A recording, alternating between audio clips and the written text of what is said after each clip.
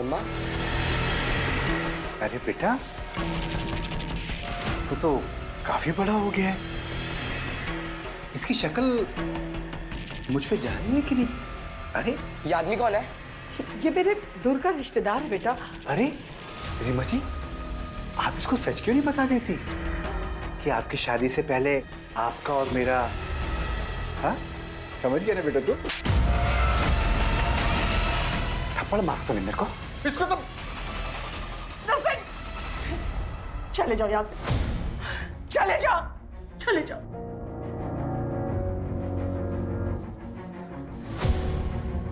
आप पापा के साथ ऐसा कैसे कर सकती हो? बेटा मुझे माफ कर दे, माफ कर दे मुझे।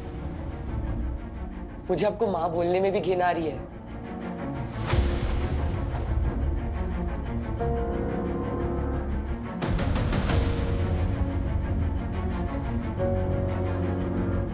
नरसिंह,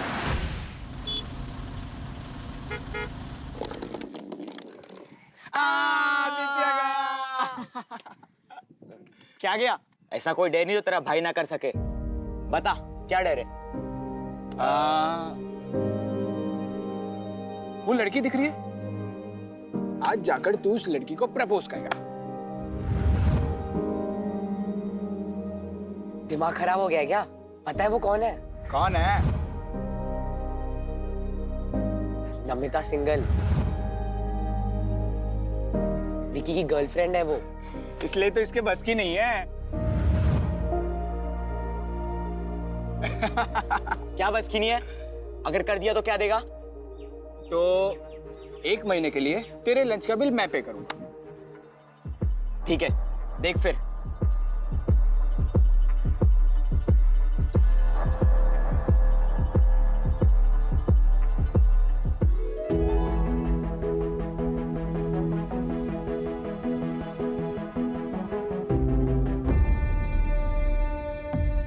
भाई, तेरी गर्लफ्रेंड ने तुझे डंप कर दिया क्या? तेरे अलावा आदित्य को डेट कर रही है?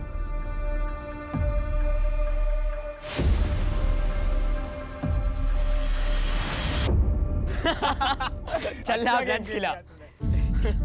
चल ब्रो, मैं निकलता हूँ। अंधेरा होने वाला है, पापा का फोन किसी भी वक्त आता होगा। अबे फट्टू, इतना कौन डरता है बे अपने बाप से? अरे ब्रो, तू जानता है ना इसके बाप को, अगर ये 1 मिनट भी लेट हुआ तो अगले 20 मिनट तक उसे उस 1 मिनट का हिसाब देने में लग जाएगा।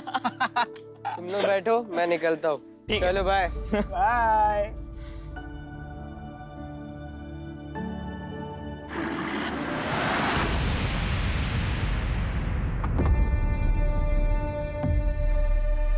क्या बे हीरो, कहाँ है तेरा दोस्त?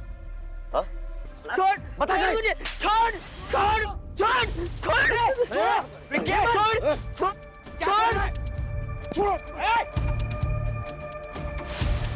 ये पता था ना कि नमिता मेरी बंदी है, क्यों गया उसके पीछे?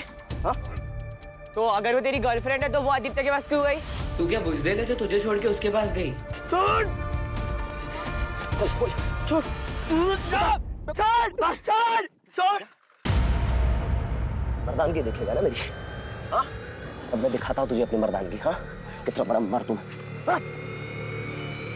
छोड़ो, विक्की, विक्की छोड़। क्या कर रहा है विक्की?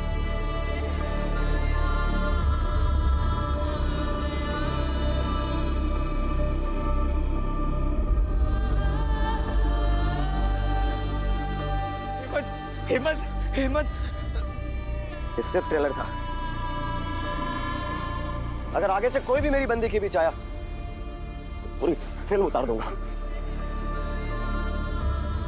चल हेमंत, हेमंत, हेमंत, हेमंत, तू ठीक है? हेमंत, हेमंत, अरे कुछ बोल हेमंत, हेमंत, हेमंत, तू ठीक है? हेमंत, बोल। अरे रो मत हेमंत।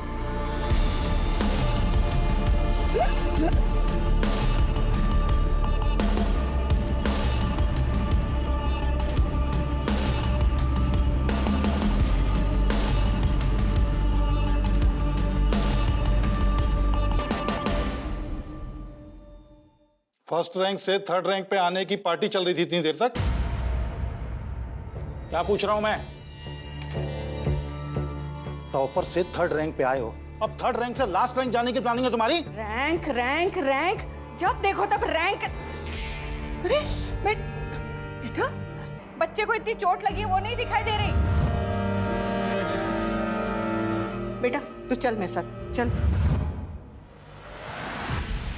शशांक, क्या है ये? क्या है ये? ये तुम्हारे मार्क्स 600 में से 56 ओनली। अगर आंखों में थोड़ी सी शर्म बची हो तो हेमंत से कुछ सीखो। अरे जब नहीं आती उसे मेडिकल की पढ़ाई समझ में, तो क्यों जबरदस्ती डॉक्टर बनाने पर तुले हुए हैं आप?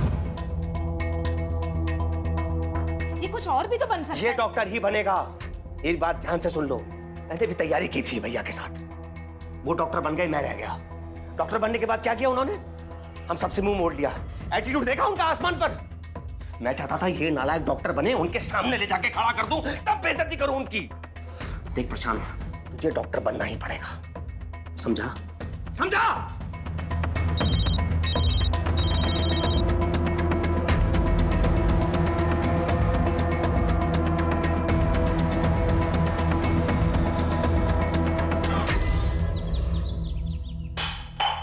अरे क्या दूर के देख रहे हैं?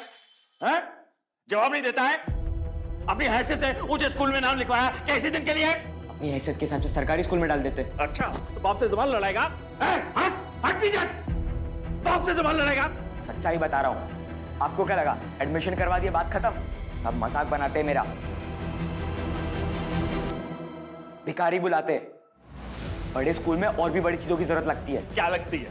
ये लगती है ना? ये लगती है? ये लगती है? ये? अरे इतनी औकात नहीं है तेरे बाप की, समझा? आपकी औकात नहीं है, इसलिए दूसरों की चीजों से शौक पूरे करना पड़ता है। आपकी तरह दिन भर दारू नहीं पीता हूं। जाए समझने की गलती मत करना।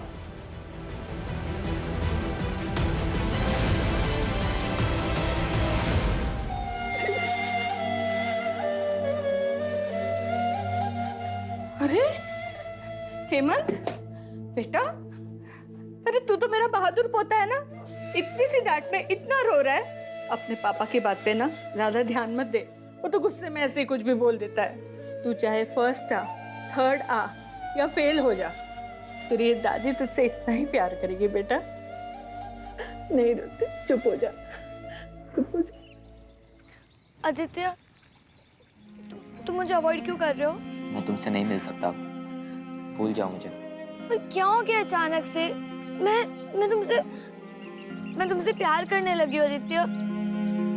प्लीज, मैं ये सब कुछ फर्स्ट टाइम फील कर रही हूँ। I can't live without you Aditya, please. Namita, मैं तुम्हें नहीं बता सकता क्या हुआ। प्लीज मुझसे मिलना बंद करो। Aditya just leave.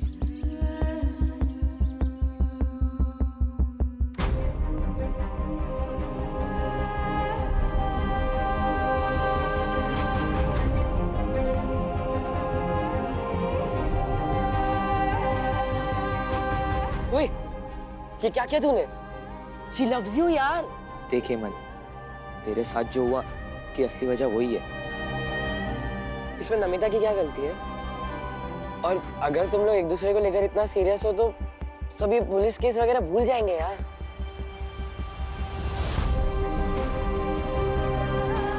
गाइस, मुझे अकेला छोड़ दिया। जा यार। चल जा, अब जल्दी जा, उसे मना।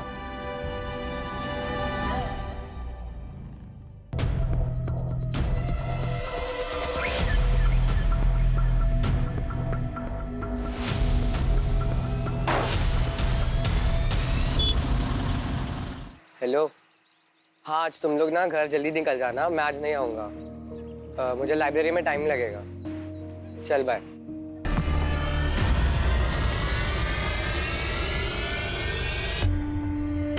ज्यादा स्मार्ट बन रहा तू। मैंने किया क्या है?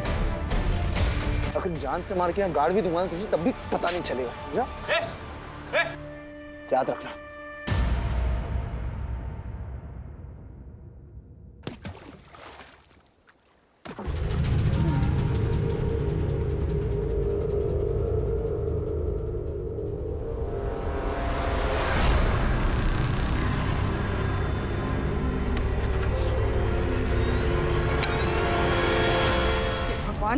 ये लड़का भी।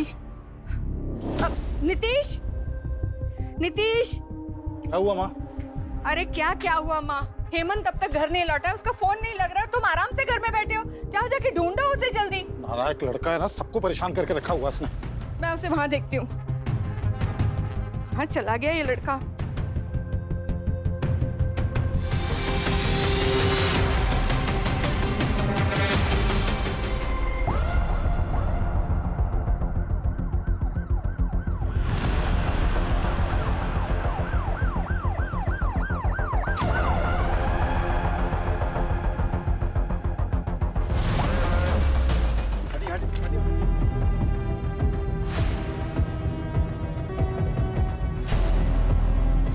सर, बॉडी से कोई वॉलेट, पर्स या आईडी नहीं मिली। बॉडी पर मल्टीपल स्टैबिंग के मार्क्स हैं, लेकिन जमीन पर कहीं भी एक कतरा खून का नहीं है। शायद मर्डर कहीं और हुआ। हो सकता है सर। आसपास का पूरा एरिया स्कैन करो, अगर कहीं सीसीटीवी है तो उसकी फुटेज निकलो। सर।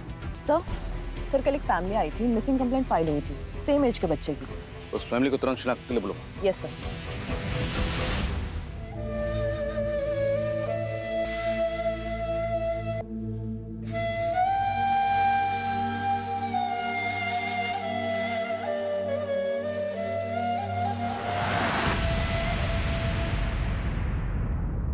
देखिए, हमें आप लोगों के दुख का अंदाजा है, पर इस केस को जल्द सॉल्व करने के लिए हमें आपकी मदद की जरूरत है। जी सर। आपको किसी पे शक, कोई दुश्मनी, क्या कोई ऐसा है जो आपके बेटे के साथ ये कर सकता है?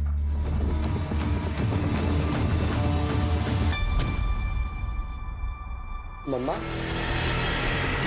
अरे बेटा, तो काफी बड़ा हो गया है। इसकी शक्ल मुझ पे जा रही है कि नहीं? अरे ये आदमी कौन है? ये मेरे दूर का रिश्तेदार है बेटा। अरे रीमा जी, आप इसको सच क्यों नहीं बता देती कि आपकी शादी से पहले आपका और मेरा, हाँ समझ गया ना बेटा तू? थप्पड़ मार तो नहीं मेरे को, इसको तो। चले जाओ यहाँ से, चले जाओ, चले जाओ।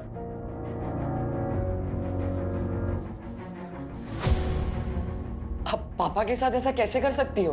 बेटा मुझे माफ कर दे, माफ कर दे मुझे। मुझे आपको माँ बोलने में भी घिन आ रही है।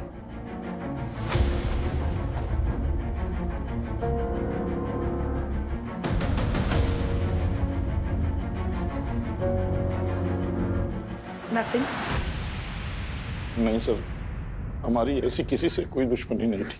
हेमंत ने घर से जाने से पहले कुछ बताया था? वो कहाँ जा रहा है, किससे मिलने जा रहा है, कुछ भी? नहीं सर, दरअसल पढ़ाई की वजह से मैंने उसको कल डांट दिया था, जिसकी वजह से वो गुस्सा होकर के घर से निकल गया। मुझे लगा कि थोड़ी देर में वापस आ जाएगा, लेकिन मुझे क्या पता था कि वो हेमंत के कोई दोस्त तो होंगे? हाँ, दोस्त हैं सर, प्रशांत, आदित्य। कहाँ रहते दोनों? कोचिंग से आने के बाद हम अपने अपने घर चले गए, फिर कुछ बात नहीं हुई। देखिए, जब से हेमंत के मर्डर की बात सुनी है, ये डरा हुआ है। आप लोगों को जो भी पूछना है बाद में पूछेगा। मुझे नहीं लगता ये जवाब देने की हालत में है। सर, हेमंत की मौत से प्रशांत को इतना गहरा सदमा लगा है कि किसी से बात तक नहीं कर रहा।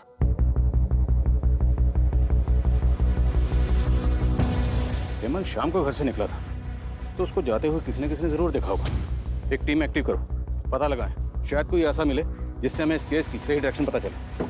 खबरों को एक्टिव करो। सर।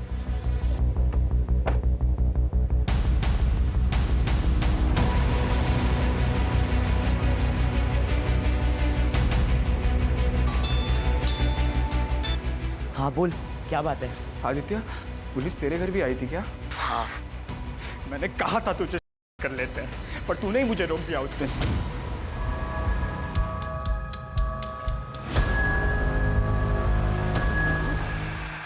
हम नहीं मरेंगे, हम लड़ेंगे, मुकाबला करेंगे, हम कुछ ना कुछ सोल्यूशन निकालेंगे, लेकिन मरेंगे नहीं।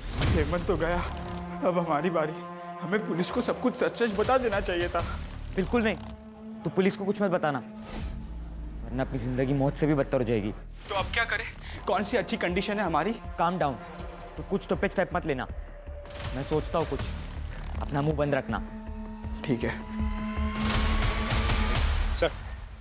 हेमंत की पोस्टमार्टम रिपोर्ट आ गई है। सर, पोस्टमार्टम रिपोर्ट के हिसाब से हेमंत की मौत रात के 9:30 से 10:30 बजे के बीच दम घुटने की वजह से हुई है। उसके बाद उसे चाकू मारा गया था। सर, उसके शरीर पे चोट के निशान भी है, मारपीट के, जो कि कुछ महीने पुराने हैं। सर, शॉकिंग बात तो ये है कि हेमंत के प्राइवेट पार्ट्स पर डीप ब्रूजेस हैं। फिलहाल तो घाव भर गया है, लेकिन डॉक्टर का कहना यह है कि कुछ महीने पहले हेमंत के साथ फोर्स्ड अननेचुरल हुआ था।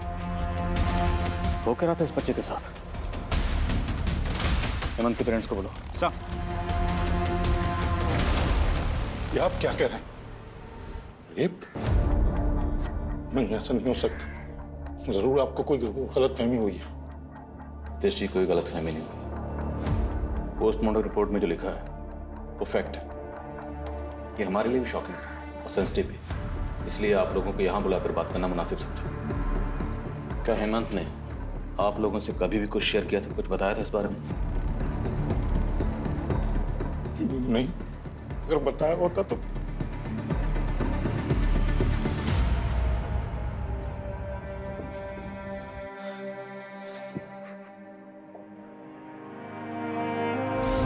मुझे तो इसमें आना भी नहीं था।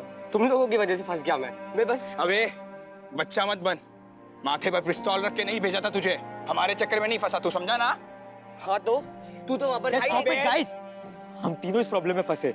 ये एक दूसरे को ब्लेम करने से अच्छा सोचो क्या करना है।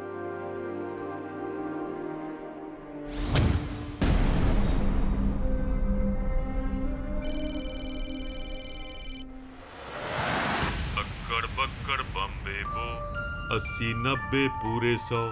हमें चैन से जीने दो प्लीज। अरे यार, रिदम तोड़ दिया मेरा।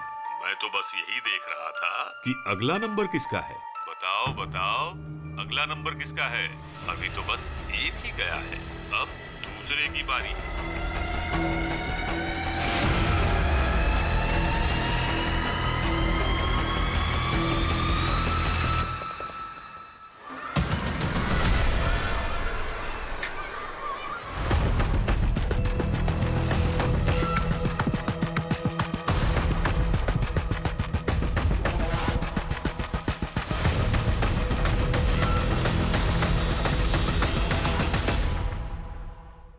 मुझे छोड़ दिया, लेकिन मैंने कभी शिकायत नहीं की।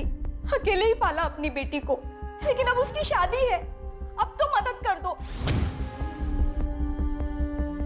कम से कम अब तो अपने बाप होने का फर्ज अदा कर दो। पहली बात तो वो मेरी बेटी नहीं है, और दूसरी बात, दुनिया भर की शादी कराने के लिए मैंने एनजीओ नहीं खोल रखा। निकलो यहाँ से। तुम तो कुछ बोलो। एक माँ होकर दूसरी माँ के दर्द को तो समझो। मेरे पति को मुझसे छीन लिया, लेकिन अब मेरी बेटी को उसका हक तो दिला दो। हुआ तुम्हारा हक, निकलो यहाँ से। सुनिए, मेरी बात सुनिए। मैं कोर्ट से अपनी बेटी का हक लेके रहूंगी, लेकिन याद रखना, जो दूसरों की कब्र पर अपनी खुशियों की इमारत बनाते हैं ना, वो कभी खुश नहीं रह पाते। Get out. तू क्या कर रहा है? चल अंदर।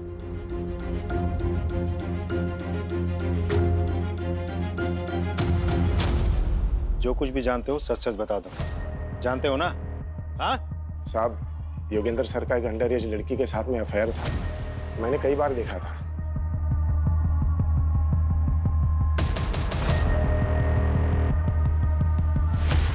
और एक बार हेमंत ने भी देखा था उसे, जब लाइब्रेरी में लेट हो गया था तब। और ये बात किसी ने कोचिंग के अथॉरिटी को बता दी। योगेंद्र सर को निकाल दिया गया। देख क्या रहा है? चल निकल।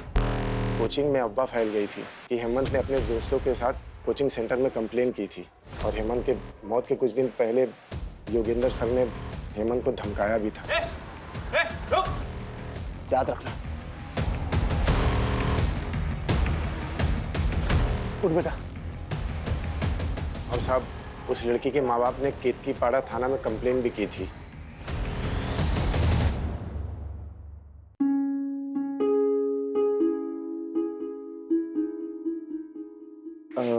पापा, वो 500 रुपए चाहिए थे। रैंक क्या आई थी? 3rd ना? कोई पैसा वैसा नहीं मिलेगा तुम्हें। जाओ जाके पढ़ाई करो। मम्मी, वो 500 रुपए चाहिए थे, पापा नहीं दे रहे। तेरे पापा ने मुझे स्विस बैंक की चाबी दे रखी है, जब चाहूं जितना चाहूं तुझे पैसे देती रहूं, हाँ? और आप रोजाना सुबह सुबह मैगजीन लेके बैठ जाया कीजिए, ये नहीं कि थोड़ा काम में हाथ बटा दूं। ये लीजिए, भाजी काटिए। हेमंत, इधर आओ। क्या हुआ? कुछ नहीं, जा रहा हूँ बस। कितना चाहिए? क्या? अरे पैसे चाहिए ना? अब 500 रुपए दे दो। हाँ, पकड़। देख, मैंने ना पंडित जी को दक्षिणा देने के लिए ये पैसे संभाल के रखे हैं। 1000 रुपए हैं, तू ले जा और जाके जी ले अपनी जिंदगी। हाँ? थैंक यू दादी। मेरा पगला बच्चा। Love you, bye bye. Hemant, Hemant, Hemant, Hemant, Hemant मुझे मुझे हेमंत चाहिए बेटा, मुझे हेमंत चाहिए बेटा। आ जाएगा तुम संभालो, मैं फोन करता हूँ डॉक्टर। बाबू मुझे हेमंत ला दे बेटा, बाबू मुझे हेमंत चाहिए बेटा, हेमंत चाहिए मेरा बच्चा। सर, मैंने पियोन की बातों को वेरीफाई किया। वो लड़की जो टीचर योगेंद्र के साथ देखी गई थी, उस लड़की के पेरेंट्स ने टीचर योगेंद्र के खिलाफ केतकीपाड़ा थाने में रेप केस फाइल किया था और तभी से ये टीचर योगेंद्र फरार है। योगेंद्र और उसके सारे रिश्तेदारों के फोन सर्विलेंस डालो, वो किसी न किसी से कांटेक्ट जरूर करेगा। और केतकीपाड़ा पुलिस से भी कांटेक्ट करो, उनसे कहो योगेंद्र की कोई भी इन्फॉर्मेशन मिले हमसे शेयर करें। सर एक सीसीटीवी फुटेज मिला जिसमें हेमंत कैप्चर हुआ है।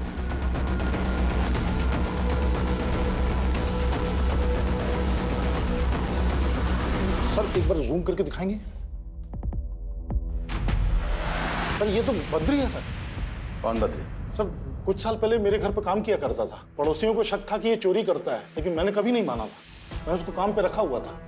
फिर एक दिन मेरे घर पे ही चोरी हो गई सर, तो मैंने पुलिस के हवाले कर दिया।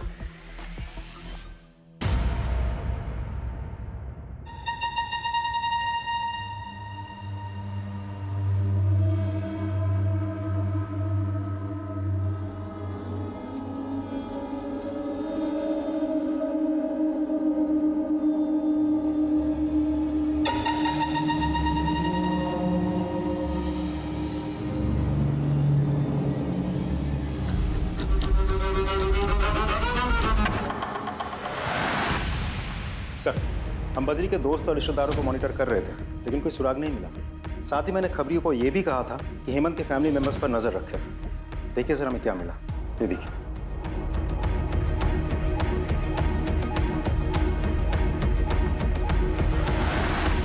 मैं किसी हिस्ट्री शीटर से क्यों मिलूंगी? आप मेरे बच्चे के खूनी को पकड़ने के बजाय मुझ पे ही इल्जाम लगा रहे हैं। उनकी याददाश्त जरा कमजोर हो गई, थोड़ी ताज़ा करवा।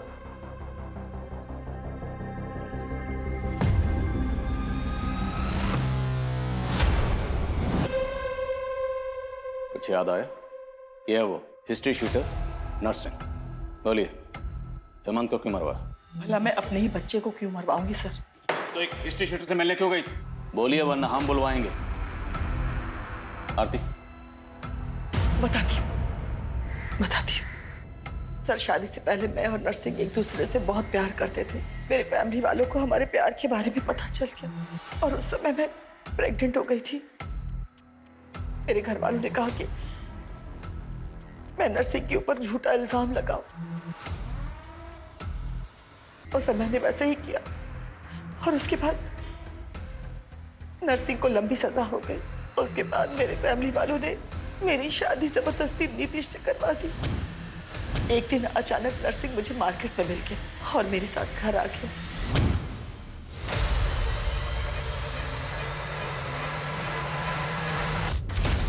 और फिर वो मेरा वीडियो बना करके मुझे ब्लैकमेल करने लगा सर, और बार बार मेरे घर पे आने लगा। जिस दिन हेमंत का मर्डर हुआ उस दिन हेमंत घर पे जल्दी आ गया। उसने हम दोनों को एक साथ देख लिया।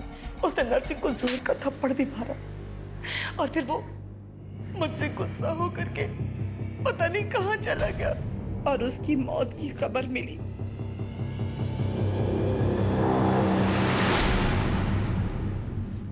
कहीं ऐसा तो नहीं श्रीमा ने अपने अफेयर की बात छुपाने के लिए नर्सिंग के साथ मिलकर खुद ही अपने बेटे को मरवा दिया और अब हमारे सामने ड्रामा कर रही?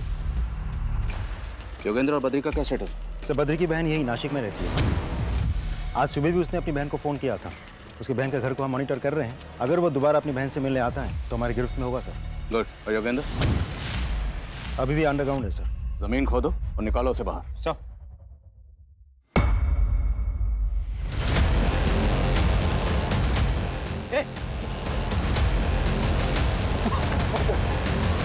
सीसीटीवी फुटेज में हमें साफ दिखाई दिया था कि हेमंत के मर्डर वाली रात तू हेमंत के पीछे पीछे जा रहा था। उस रात काम से घर आया तो हेमंत को देख, वो अपने ख्यालों में कहीं सड़क पर चल रहा था साहब। कहाँ जा रहा था वो?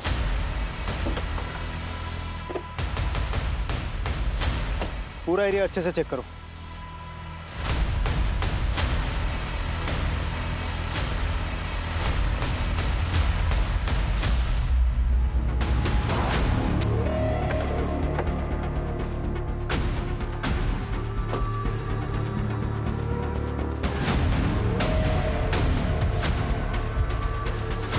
इतना सारा ब्लड, मतलब हेमंत का खून यही हुआ। और उस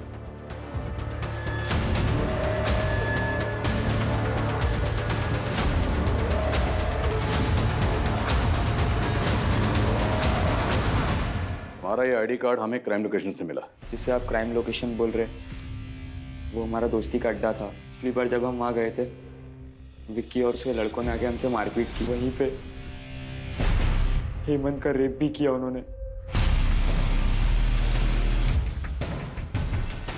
तो ये बात तुमने हमें पहले क्यों नहीं बताई? और योगेंद्र से तुम्हारा क्या रहा? सर मैं और कुछ नहीं जानता। मैं जितना जानता था मैंने आपको सब बता दिया। मैं सच कह रहा हूँ।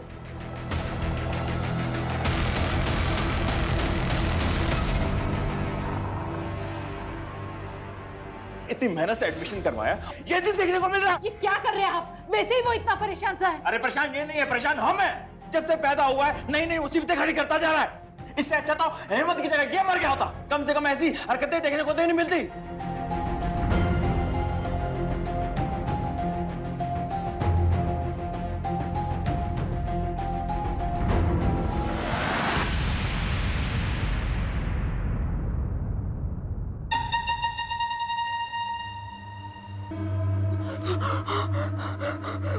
मुझे मत मारो, प्लीज प्लीज मुझे छोड़ दो, मुझे मत मारो।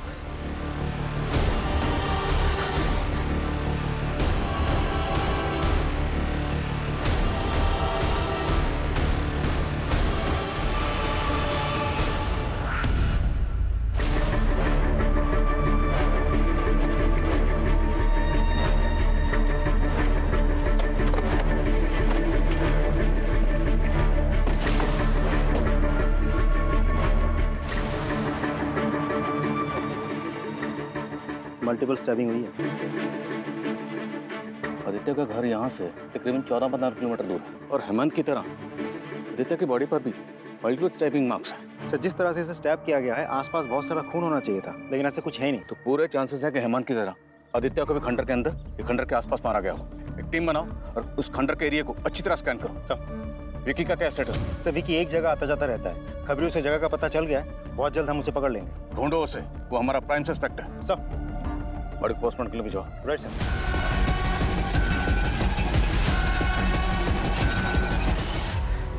सर मैं आपको सब सच बताता हूँ सर। सर वो हेमंत ने मुझे बुज़दिल बोला था सर।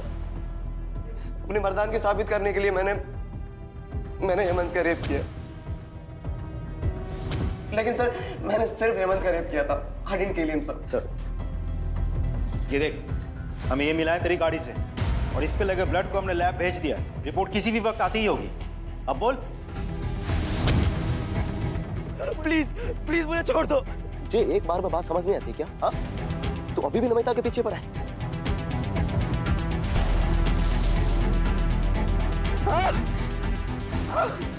सर मेरी आंखों में इतनी धूल चली गई थी कि मुझे दिखना बंद हो गया था सर। तेरी आंखों में धूल चली गई थी या तू अब हमारी आंखों में धूल झोंकने की कोशिश कर रहा है? मामले ये तोता ऐसे सच नहीं बोलेगा। इसे जरा हरी मिर्ची खिलाओ तब सच बोलेगा। खिलाओ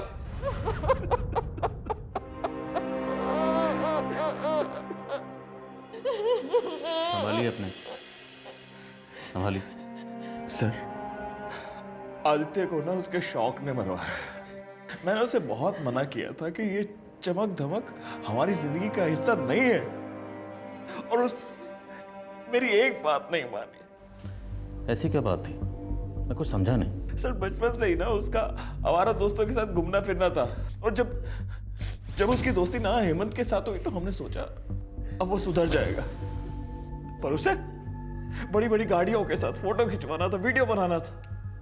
अरे मैंने उसे कहा ये हमारी हैसियत नहीं है, और जब कोई आदमी अपनी हैसियत से ऊंचा उड़ता है ना तो उसके पंख तो जलेंगे ही, और वही हुआ उसके साथ। आज आदित्य नहीं है।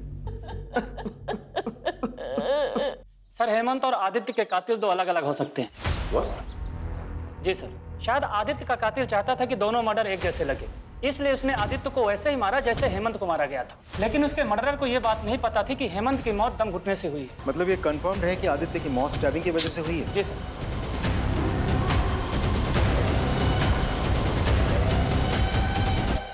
आदित्य के फादर की बात सच तो नहीं? क्या आदित्य ने बड़े बड़े शौक पाल रखे थे, बहुत बड़े बड़े ख्वाब देखता था। उन्हीं ख्वाबों को पूरा करने के चक्कर में आदित्य ने कोई ऐसी गलती कर दी जिसकी सजा उसे और उसके दोस्त हेमंत दोनों को भुगतनी पड़ी। उसने बहुत बड़ी गलती कर दी यार। ये जरूरी है? हमें ये करना ही होगा। और दोनों के मर्डर हो गए। सर अगर ऐसा है तो प्रशांत की लाइफ को खतरा हो सकता है। अपने 2 लोगों को शादी वर्दी में प्रशांत के घर के बाहर तैनात करो। We can't take risk. Right sir. लेकिन सर इंपॉर्टेंट बात तो ये है कि पोस्टमार्टम रिपोर्ट के मुताबिक दोनों मर्डर्स 2 अलग अलग लोगों ने किए हैं। पाटिल, हो सकता है कि शायद कोई ये चाहता हो कि हम आदित्य और हेमंत दोनों मर्डर केसेस को अलग अलग समझें और प्रशांत से हमारा ध्यान हट जाए, पर हम किसी भी एंगल को रूल आउट नहीं करेंगे। एज ऑफ नाउ हम यही मान के चलते हैं कि वो दोनों मर्डर केसेस आपस में कनेक्टेड हैं। देखते हैं कनेक्टेड निकलते हैं नहीं। विकी कुछ बोला? मुंह नहीं खोला सर, एक ही रट लगा बैठा है। मैंने कुछ नहीं किया, मैंने कुछ नहीं किया। सर ये आदित्य की कॉल डिटेल्स हैं। सर उसने मोस्टली कॉल दोस्तों को ही किए थे। कुछ कॉल नमिता नाम की एक लड़की को है जिससे उसकी लंबी बातचीत होती थी। सर उसका लास्ट कॉल भी इस नमिता को है। मिलना पड़ेगा नमिता से। हाँ सर, आदित्य मेरा बहुत अच्छा दोस्त था। क्या आदित्य की किसी से कोई प्रॉब्लम थी? मुझे ज़्यादा तो कुछ नहीं पता, लेकिन हाँ मैंने उसको और उसके दोस्तों को ये बात करते हुए सुना था कि उन्हें किसी को 1-2 लाख रुपए देने हैं। अगर हम तीनों 1.5 लाख रुपए जमा कर लेते तो शायद हम हेमंत जो तीनों मिलकर जमा कर रहे थे सर। बोलो Prashant, try to understand the situation. अगर आपको कुछ भी पता है तो सच सच बता दो, क्योंकि अगर आपने कुछ भी छुपाया तो हो सकता है उनके अगले शिकार आप हो।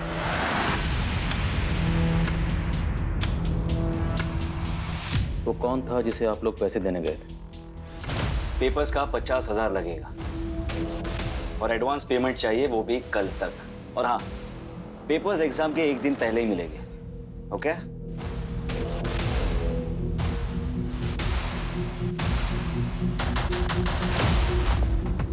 डन। लेकिन पेपर्स फेक तो नहीं होंगे ना? और अगर पेपर फेक हुए तो सारे पैसे वापस? 5 साल से यही कर रहा हूँ, कुछ नहीं होगा, डोंट वरी। ये लो पकड़ो और एंजॉय करो। पकड़ो यार। कुछ नहीं होगा, मैं हूं ना। सब पास हो गए। ओके? चीयर्स।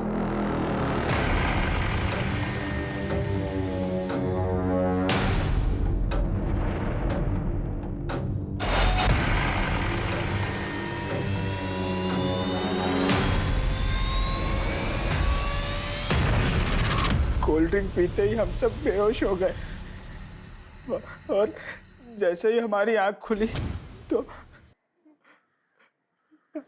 हम सब बेड पर लेटे हुए थे।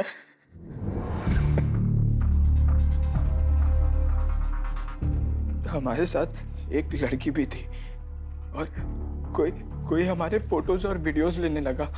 फिर वो चिंतन हमें फोटोज दिखाकर ब्लैकमेलिंग करने लगा। कहने लगा कि वो लड़की जो थी वो माइनर थी, अगर हम पुलिस के पास गए तो पुलिस हमें ही पकड़ेगी। हम डर गए तो हमने उसे पैसे भी दिए, पर दिन ब दिन उसकी मांग बढ़ती जा रही थी। उसने हमसे 5 लाख रुपए मांगे। फिर आदित्य ने कहा, अगली बार जब हम उसे इंस्टॉलमेंट लेने के लिए बुलाएंगे, हम उसका मर्डर कर देंगे। तू पागल हो गया क्या? एक तो तेरे कारण हम लोग इस झमेले में फंसे हैं, और तू कह रहा है कि हम जाकर उसका मर्डर करते हैं। मैं ये नहीं करने वाला। क्या ये मुमकिन है? कि आदित्य ने मारने के लिए बुलाया चिंतन को। अगली बार जब हम उसे इंस्टॉलमेंट लेने के लिए बुलाएंगे हम उसका मर्डर कर देंगे। लेकिन पासा उल्टा पड़ गया, चिंतन आदित्य पे हावी हो गया, उसने आदित्य को मार डाला। पॉसिबल है हाँ चिंतन, आदित्य को तो इसलिए मारा क्योंकि पुलिस के पास जा रहा। हेमंत को क्यों मारा? मैंने किसी को नहीं मारा सर। वो जब तक जिंदा था तो मुझे ही फायदा था, उसके मरने के बाद तो मेरा नुकसान हुआ है। नफे नुकसान की काफी फिक्र है इसको। पाटिल, इसका हिसाब किताब ठीक करो। सर देखो, मैं सच कह रहा हूँ कि मैंने उसे नहीं मारा, मैं सिर्फ उसे ब्लैकमेल कर रहा था ताकि वो जल्द से जल्द पैसे दे दे मुझे।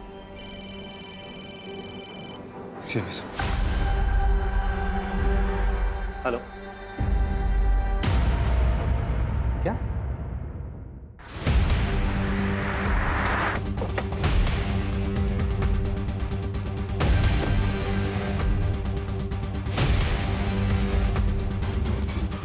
इस ब्लड को आदित्य के ब्लड से मैच करवा के देखो। आदित्य की बॉडी जब हमें मिली थी तो उसने एक जूता पहना हुआ था और दूसरा जूता यहाँ पे है। कंफर्म करवाओ, क्या जूता आदित्य का ही है?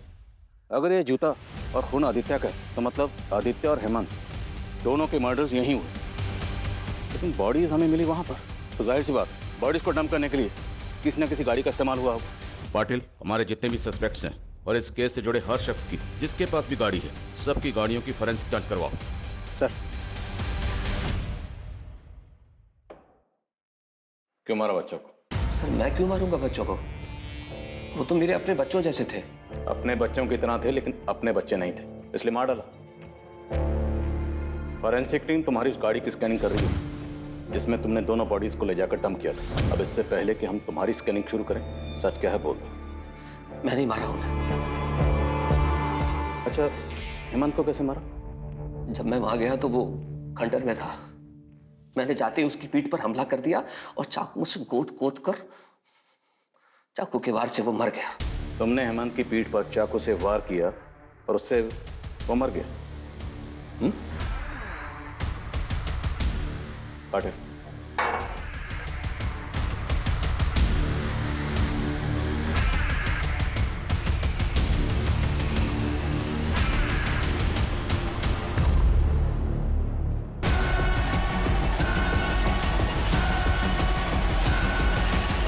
हमें पता चल चुका है तुम किसे बचाने की कोशिश कर रहे हो।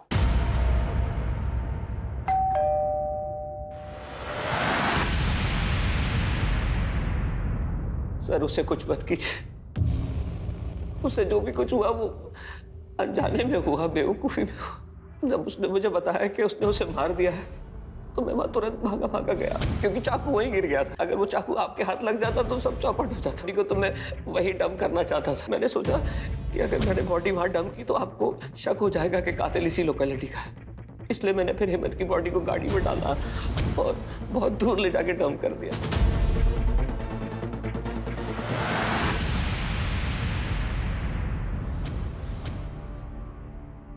पापा मुझे डॉक्टर बनाना चाहते थे लेकिन मैं पढ़ाई में बिल्कुल अच्छा नहीं था, और दूसरी तरफ वो हेमंत, वो पढ़ाई में बहुत तेज था। उसके कारण मुझे घर पर मेरे पापा से रोज डांट पड़ती थी। मुझे डॉक्टर बनना ही पड़ेगा।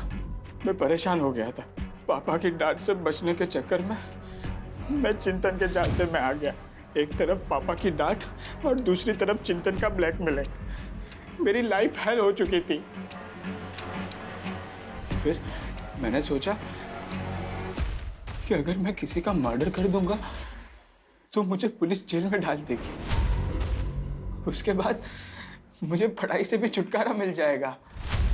मैंने जाकर हेमंत को मार दिया। घर लौटने के बाद मैंने सोचा कि मैं अगले दिन पुलिस स्टेशन चला जाऊंगा, लेकिन पापा को सब पता चल गया। आदित्य को क्यों मारा?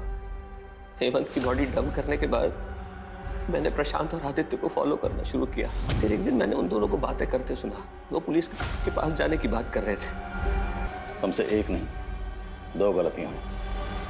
पहली गलती ये कि हेमंत की मौत पीठ पर चाकू घोंपने से नहीं हुई थी, बल्कि दम घुटने से हुई थी। हेमंत पहले ही मर चुका था, लेकिन तुम्हारे बेटे प्रशांत को लगा कि वो जिंदा है, इसलिए उसने उसकी पीठ में चाकू घोंपा बार बार। और दूसरी ये कि तुमने अपनी मर्जी, अपनी इच्छाएं अपने बेटे ऊपर थोपी। अगर अपने बेटे को बचाने की बजाय तुम उसी वक्त पुलिस के पास आए होते, आज आदित्य जिंदा होता।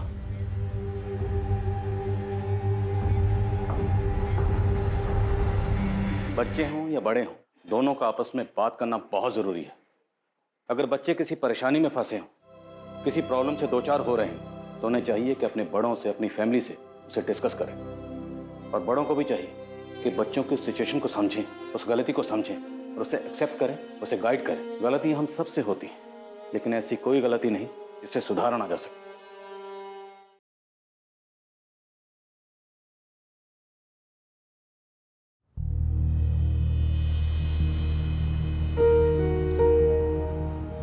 ये बुके मैंने तुम्हारे लिए बनाए हैं। पसंद आया तुम्हें? मुझे ये सब कुछ बिल्कुल पसंद नहीं। दर्पण बेटा 25 नंबर निकाल, 25 नंबर। अरे aunty aunty aunty please please please, मुझसे नहीं, सब चीटिंग वीटिंग नहीं होता, प्लीज मुझसे ये सब मत करवाओ आप। हाँ, जब ये डेट होती है और मंथ हो फेब, तो क्या बात होती है। उस डेट में दिन में भी 14वीं की रात होती है, नंबर है 14। ये तो मेरे कार्ड में है। देखा आबा, फिर से मानसी का नंबर आ गया। मुझे तो लगता है ना पक्का कोई साजिश है। तो क्या कर सकते हैं, अब साजिश भी तो तुम्हारा बेटा ही कर रहा है। अरे आंटी, अगर आप हार रही हो तो मुझ पे एलिगेशन मत लगाओ। मैं आदमी हूँ नेक और अगला नंबर है 1। ये मैं जीत गई। देखा, अब तो पक्का साजिश है, सुधा बता रहे हैं हम तुमको। अच्छा, तो फिर हम भी हमारे पास से फेंक देते। आंटी तंबोला में पासे? मुझे आंटी मत बोलो। क्या हो गया मम्मी? क्या हो गया? अब तुम्हारे कारण मेरी और आभा की बचपन की दोस्ती ना बिना कट्टी के टूट जाएगी। क्यों? क्योंकि मैंने इस आभा की बेटी को अपनी बहू बनाने का फैसला किया है। अरे वाह। ये रिश्ता हम दोनों सहेलियों को रिश्तेदार बना देगा। क्यों? बनोगी ना हमारे घर की बहू?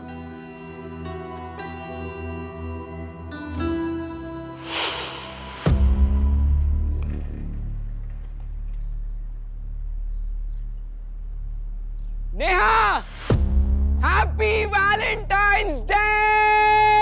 I love you Neha.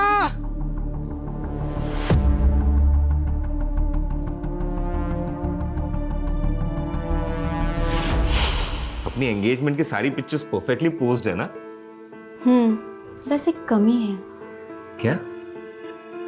इनमें मेरे पापा नहीं है। काश वो होते तो। तुम अपने पापा को बहुत मिस करती हो ना? उन्हीं का ड्रीम था कि मैं आईएएस करूं। दर्पण, क्या हम शादी पोस्टपोन नहीं कर सकते? शादी के सेरेमनीज के बीच में मैं एग्जाम की तैयारी कैसे कर पाऊंगी? आई अंडरस्टैंड मानसी, लेकिन मम्मी का ये कहना है कि ये परफेक्ट मुहूर्त है शादी के लिए। देखो, हम दोनों मिलके ना कुछ एक अरेंजमेंट। भैया आपसे I'm sorry, मुझे नहीं पता था भाभी आप यहाँ हो। कोई बात नहीं, मैं तुम्हें कॉल करती हूँ। I'll call you. Bye Deepak. Bye. क्या बात है? बहुत प्रॉब्लम हो रही है, बिजनेस में कोई ग्रोथ ही नहीं है। भाई ग्रोथ तो तभी होगी ना जब गर्लफ्रेंड के साथ पूरा टाइम स्पेंड नहीं करके काम पे ध्यान देगा तू। ऐसा नहीं है भैया, काम पे ध्यान दे रहा हूँ मैं, वो बस थोड़ी इन्वेस्टमेंट की जरूरत है। दीपक, अब तू भाई को मक्खन लगा रहा है। मैं ऑलरेडी इतना इन्वेस्टमेंट कर चुका हूं तेरे धंधे में, 25% भी उसका रिटर्न नहीं आया है। पर रिटर्न आएगा, थोड़ा टाइम लगता है ना, और इस बार थोड़ी इन्वेस्टमेंट की जरूरत है, बस 5 लाख रुपए चाहिए। 5 लाख? 5 लाख रुपए कहाँ से आएंगे? हाँ? अरे पता है ना तेरे भाई की शादी है, कितने खर्चे लगेंगे उसमें? माँ शादी है तो दहेज भी मिलेगा ना, और मानसी भाभी के घर वाले 5 लाख रुपए नहीं दे सकते। ये दीपक क्या बकवास कर रहा है? तू बोलना क्या चाह रहा है? मानसी की फैमिली से भी हम लोग दहेज लेंगे? भैया मेरा वो मतलब नहीं। एकदम निकम्मा है तू। हम लोगों का नाम डुबाना चाहता है क्या? हाँ मैं ही डूब रहा हूं आप लोग का नाम ना यहाँ पे, और भैया बहुत रोशन कर रहा है आप लोग का नाम। कराओ इनकी शादी और देखो मेरी बर्बादी। ये लड़का पता नहीं कब सुधरेगा।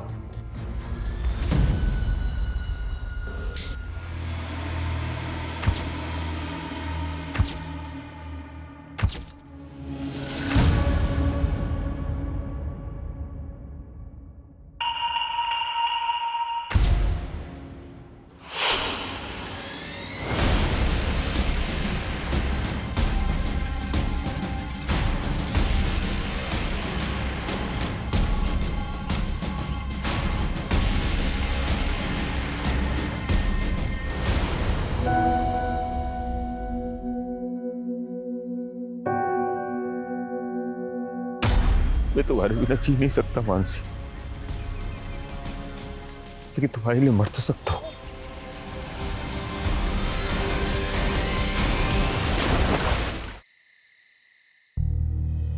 क्या हुआ दर्पण, तुम पूरे सेरेमनी में इतने एक्साइटेड थे और अब तुम्हारा मुंह लटक गया।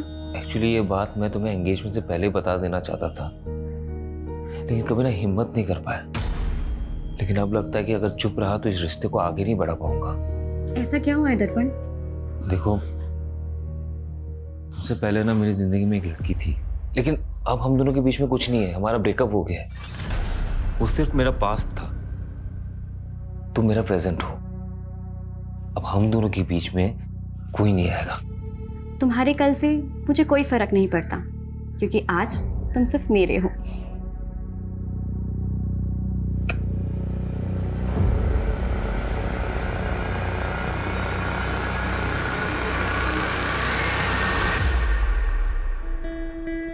अरे वाह, ये हुई ना बात। बहुत प्यारी लग रही हो, किसी की नजर ना लगे। थैंक्स मम्मी जी।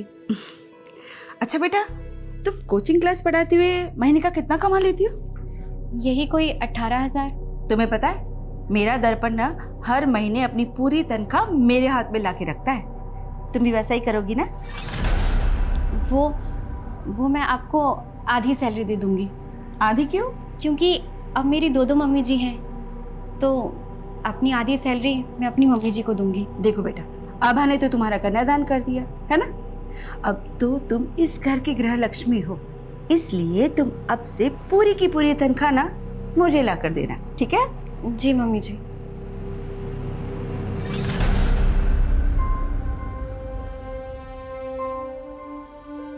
मानसी, मम्मी थोड़ी पुरानी ख्यालात की है, उन्हें तुम पॉजिटिवली लो। ये लो कुछ पैसे, तुम ये अपने घर वालों को दे देना। लेकिन मैं ये पैसे उन्हें नहीं दे सकती। क्यों नहीं दे सकती? मैं कोई गैर हूं क्या? अरे उनका दामाद हो। मैंने उन्हें प्रॉमिस किया है कि मैं आपको हमेशा खुश रखूंगा। प्रॉमिस किया था ना? हाँ, चलो इसे रखो और अभी स्माइल कर दो please please please please please.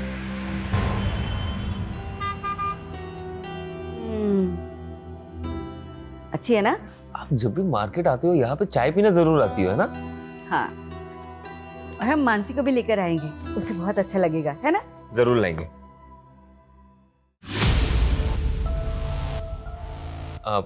माँ आप चाय पियो, मैं बस 1 मिनट में आया। यहाँ पे क्या कर रही हो? तुम्हें देखने आई थी। तुम मुझे बुला सकते हो पर मैं नहीं। क्यों पीछा कर रही हो? तुम्हें पता है ना मैं शादीशुदा हूँ। मेरे पापा के गुस्से की सजा मुझे मत दो। बातों का अब कोई फायदा नहीं है। मैं अपने शादी से खुश हूँ। तुम सिर्फ मेरे थे, मेरे हो और मेरे ही रहोगे। मैं तुम्हें किसी और के साथ नहीं देख सकती। प्लीज सीन क्रिएट मत करो, रियली सॉरी।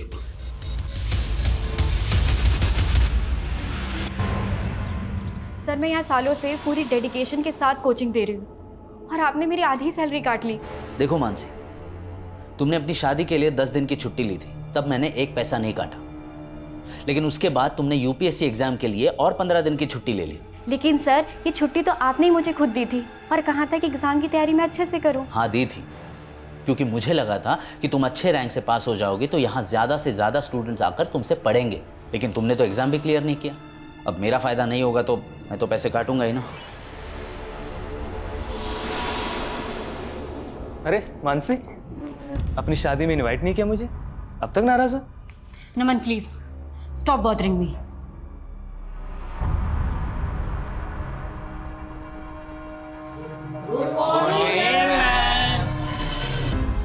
ये रहा तुम्हारा तोहफा और मुझे भी मेरा तोहफा मिल जाना चाहिए, समझे? दर्पण, मैं खाना बना रही हूँ। I will call you back. माँ, बाबा और दीपक तो शादी के फंक्शन में गए हैं ना, तो फिर खाना किसके लिए बना रही हो? तुम और मैं है ना। मानसी, तुम्हें पता नहीं है क्या? स्पेशल नाइट है, शादी के बाद हमारा पहला वैलेंटाइन है। मैं इन सब डेज पे बिलीव नहीं करती। तो क्या हुआ? मैं तो मानता हूँ ना। देखो, मैंने ना तुम्हारे लिए एक सरप्राइज प्लान किया। पर दर्पण,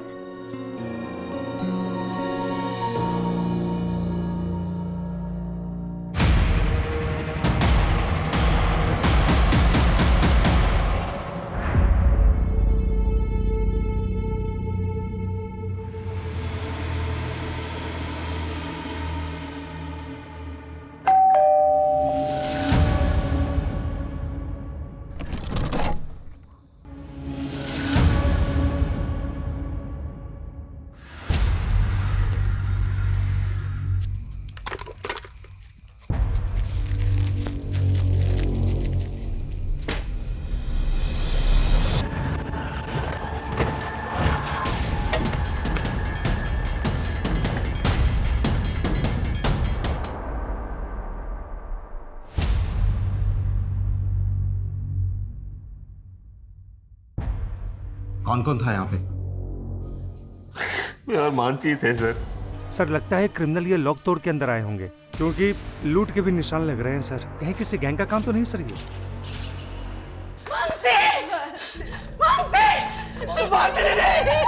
सर इससे बड़ी बहन को मार दिया। क्या बकवास कर रहा है पुलकित? सही तो बोल रहा है मेरा बेटा। सर इन्होंने हमसे दहेज मांगा था, हम लोग नहीं दे पाए तो मार दिया मेरी बेटी को। सर कैसी बातें कर रही है तू आबा? तेरी बेटी को मैंने अपनी बेटी की तरह माना। झूठ मत बोल। सर इसने मेरी बेटी के पति ने इसने छोड़ोगे नहीं। इसने मेरी बेटी को मारा, इससे छोड़ोगे नहीं। मानसी का मर्डर हुआ, तेरे अलावा घर पर कोई नहीं था। अब सच सच बोल, किसने मारा उसे? बोल। आप मुझे जितना मारना है आप मुझे मार लीजिए इंस्पेक्टर साहब, लेकिन ये मत कहिए कि मैंने उसे मारा है। सर इसके बाप ने इसकी जमानत करवा ली है।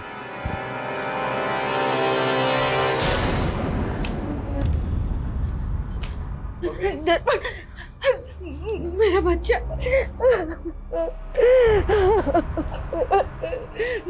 माँ फिक्र मत करो, मानसी के घर वाले कुछ नहीं कर पाएंगे। मेरी बात हुई है लॉयर से, वो सब संभाल लेगा।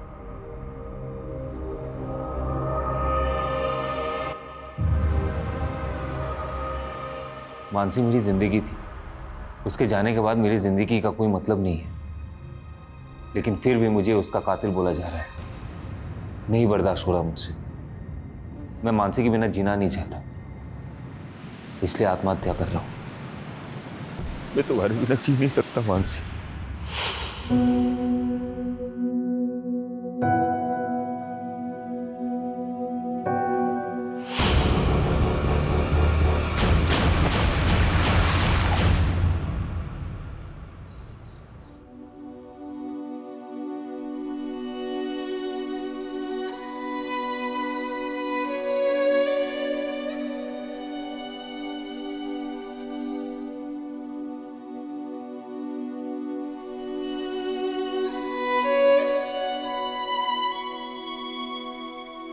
दस साल हो गए हैं जब से ये दोनों गए हैं ना, जैसे जीवन की खुशी ही चली गई।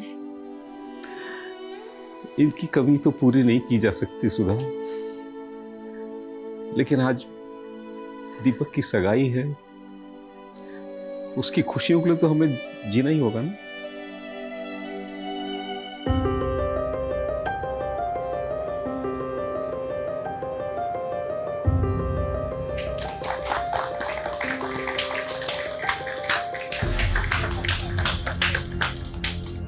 वाह सुधा वाह, मेरी बेटी की जिंदगी बर्बाद करके अब दूसरे के घर की बेटी की जिंदगी बर्बाद करने चली है।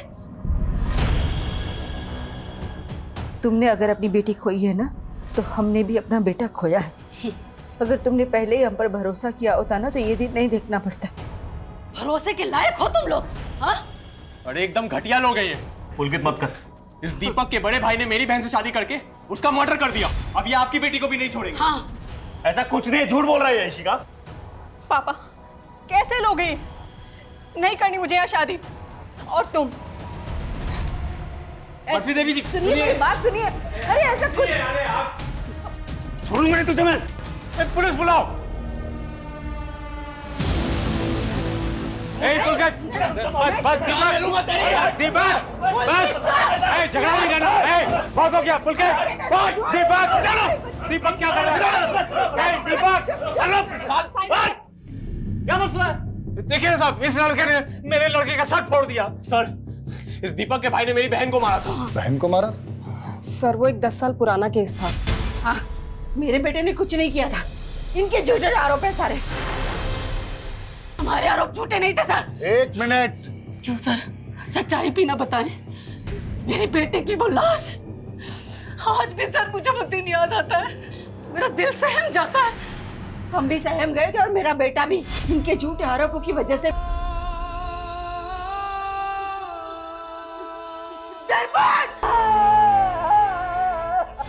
आप दोनों के परिवारों के साथ जो कुछ भी हुआ है उसे हम समझ सकते हैं, लेकिन आप नहीं समझ सकते सर।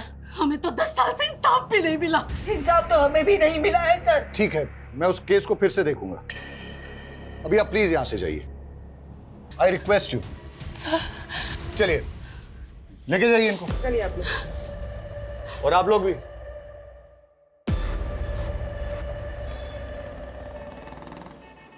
हेलो। हाँ हाँ सुधा, अरे कहाँ हो तुम? मैं बाजार आई थी सब्जियां लेने के लिए, घर में एक भी सब्जी नहीं थी। अरे तो इतनी रात को जाने की क्या जरूरत थी? यहाँ घर में कुछ ना कुछ फ्रिज में रहता ही है ना। अरे आप तो खा लेते, लेकिन दीपक नहीं खाने वाला ना, उसके तो 100 नखरे हैं। हाँ अरे लगता है दीपक आ गया। तुम भी जल्दी आओ, मैं देखता हूँ दरवाजे पे, ठीक है?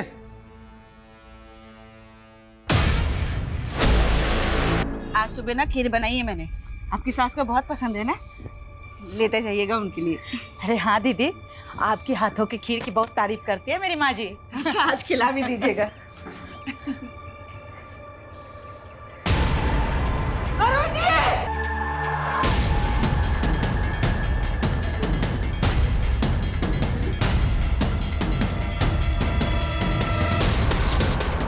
सर ये देखिए सर, दरवाजे पे फोर्स्ड एंट्री के साइन भी, और घर की हालत देखकर लग रहा है कि लूट भी हुई है।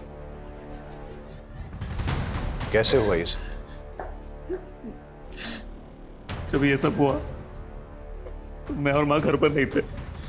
सर सुधा जी मार्केट ही गई थी, मैं भी उनके साथ अंदर आई। लास्ट देख के मुझे 10 साल पुरानी घटना की याद आ गई सर। आपको किसी पे शक है? मानसी का भाई पुलकित, उसी ने किया ये। सर इनके नेबर का कहना है कि 10 साल पहले मानसी के साथ भी बिल्कुल ऐसे ही हुआ था। हाँ सर, मानसी भाभी के साथ भी ऐसे ही हुआ था, पर उस वक्त उसके भाई ने मेरे भाई दर्पण पे सारा आरोप लगा दिया। क्या पता आपने क्या छुपा रहा हो। आप ये कहना चाहते हो कि 10 साल पहले पुलकित ने अपनी बहन के साथ भी? पता नहीं सर, पर मेरे पापा को तो उसी ने मारा है। अगर दोनों केसेस की मॉडस ऑपरेंडी वाकई में सेम है, मानसी का मर्डर केस अभी तक सॉल्व नहीं हुआ है, अरुण जी की बॉडी को पोस्टमार्टम के लिए भेज दो और इस पुलकित को बुलाओ जरा police station. Okay sir. Sir वो दीपक फंसा रहा है मुझे क्या मिलेगा उसके बाप को मार के? कल तक अपनी बहन के लिए इंसाफ मांग रहा था तू, कहीं बदला तो नहीं ले लिया तूने? सर आप पुलकित को ऐसे अरेस्ट नहीं कर सकते, उसने कुछ नहीं किया है, वो कल शाम से घर पे ही था सर। देखिए वो हम पता करेंगे कि कल शाम को वो कहाँ पे था। हमने वार्निंग देकर छोड़ा था उसको जब उसने दीपक की पिटाई की थी, पर अब नहीं। अभी आप प्लीज यहाँ से जाइए और हमें अपना काम करने दीजिए। मानसी और अरुण के मर्डर की पोस्टमार्टम रिपोर्ट में काफी सिमिलैरिटीज हैं। दोनों केसेस में पीठ पे एक ही तरह से और एक ही तरह के चाकू से वार हुआ है, और दोनों ही मर्डर वेपन्स पे फिंगरप्रिंट्स नहीं है, मतलब साफ है सर। ये कातिल ने ग्लव्स पहन रखे हों। क्राइम सीन पे मेन लॉक को तोड़ा गया है, फिर लूट हुई है, लेकिन कोई भी अननोन फिंगरप्रिंट डिटेक्ट नहीं हुआ है। अच्छा सर, पुलिस की थ्योरी थी कि ये काम किसी गैंग का हो सकता है, लेकिन ऐसे किसी गैंग का अभी तक पता चला नहीं है। दोनों ही केसेस में या तो क्रिमिनल एक ही है, या अगर अरुण का कत्ल किसी और ने भी किया है तो उसने मानसी के मर्डर केस का मॉडस ऑपरेंडी कॉपी किया है। लेकिन अरुण के केस में किसी ऐसे इंसान का पता नहीं चल रहा जिसकी अरुण के साथ या अरुण की फैमिली के साथ कोई रंजिश हो, सिवाय मानसी की फैमिली के। और ये पुलकित भी कुछ भी नहीं होगा। ये मानसी के मर्डर केस में दर्पण प्राइम सस्पेक्ट था, जिसने कि सुसाइड कर लिया था। मैं तुम्हारे बिना जी नहीं सकता मानसी। लेकिन उसके बाद पुलिस की सस्पेक्ट लिस्ट में एक कोमल नाम की लड़की थी, जो कि दर्पण की एक्स गर्लफ्रेंड थी। हाँ सर, लेकिन उस पर कोई आरोप साबित नहीं हुआ था। और सोचने वाली बात यह है कि 10 साल बाद वो अरुण का कत्ल क्यों करेंगे? मैंने एसीपी साहब से केस रीओपन करने की परमिशन ले ली है। तुम मानसी और दर्पण की फैमिली की सारी डिटेल्स निकालो, तब तक मैं इस कोमल से मिलके आता हूँ।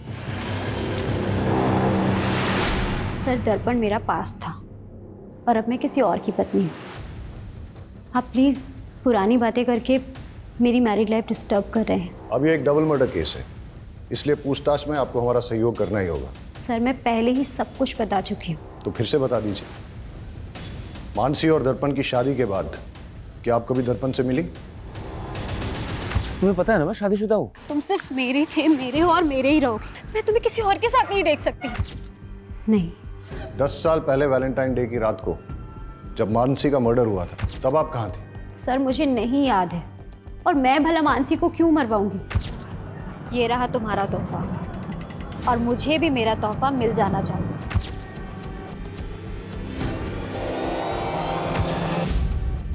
आपका और दर्पण का ब्रेकअप क्यों हुआ? क्योंकि मेरे पापा नहीं चाहते थे कि मैं दर्पण से शादी करूं। आपके पापा पॉलिटिकल लीडर थे? सर मेरे ऊपर झूठे आरोप लगाए गए थे, मेरे कैरेक्टर पे उंगली उठाई जा रही थी। इनफैक्ट आप समझ भी नहीं सकते कि मैंने क्या क्या सहा था, पर लास्ट में मेरे खिलाफ कुछ साबित नहीं हो पाया। मानसी का मर्डर केस अब रीओपन हुआ है। अगर आपके स्टेटमेंट में कुछ भी झूठ निकला तो फिर आप देख लीजिएगा।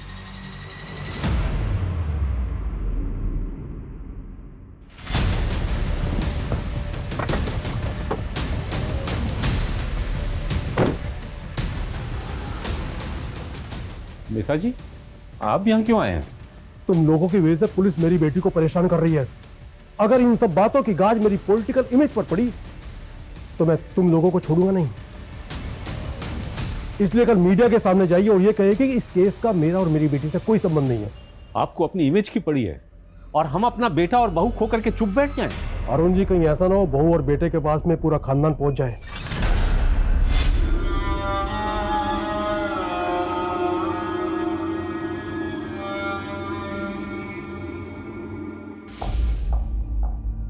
मेरी बेटी की अच्छी सास बनने का नाटक तूने बहुत कर लिया सुधा। हाँ भा, तुझे अभी भी अपनी बेटी की ही पड़ी है? अरे मैंने तो अपना बेटा, अपनी बहू, अपने पति तक को खो दिया है। तुझे याद है हम दोनों ने अपने बच्चों के लिए कई सपने देखे थे। वो सब एक छलावा था। मेरी बेटी की हाय लगेगी तुझे, और तुझे तेरे किए की सजा जरूर मिलेगी, देख लेना। मतलब ये सब कुछ तेरा बेटा? उसे अंदर भेज के ये मत सोच लेना कि मैं झुक जाऊंगी। उसे तो मैं छुड़ा ही लूंगी, लेकिन तुझे कहीं का नहीं छोड़ूंगी, याद रखना।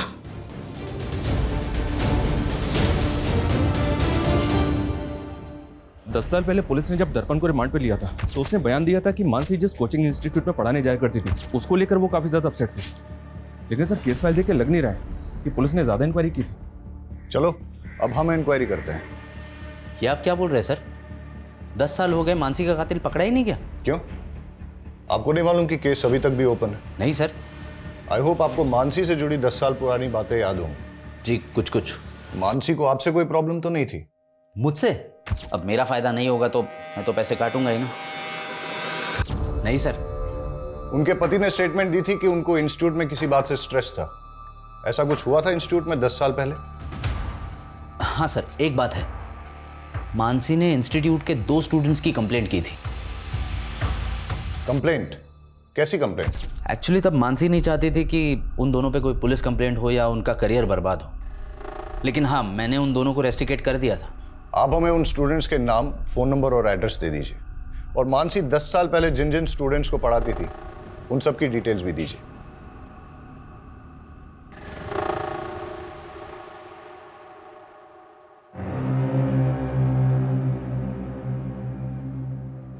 मम्मी ये लो, दवाई खा लो।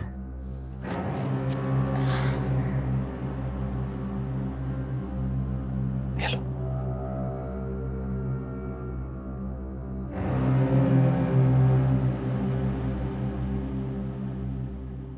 मम्मी मुझे लगता है ना इस घर में मनुष्यत का दाग लग चुका है। हम एक काम करते हैं, इस घर को बेच देते हैं और कहीं और जाके फिर से नई जिंदगी की शुरुआत करते हैं। Mummy mummy mummy mummy mummy अब ठीक? मम्मी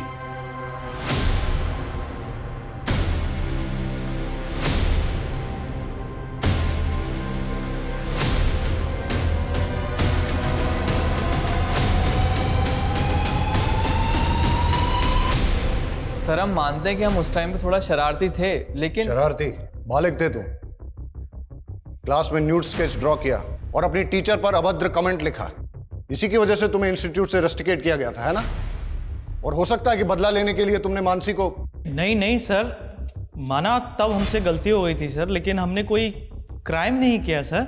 औरतों पे अभद्र टिप्पणी करना, 10 साल पहले तो इसमें बेल भी हो जाती थी, अब तो बेल भी नहीं होती इसमें। सर लेकिन क्या सबूत है कि हमने ही मानसी मैम को मारा था? 10 साल बाद तुम दोनों को ढूंढ लिया ना, सबूत भी ढूंढ ही लेंगे। इन दोनों लड़कों के पिछले 10 साल की हिस्ट्री निकालो।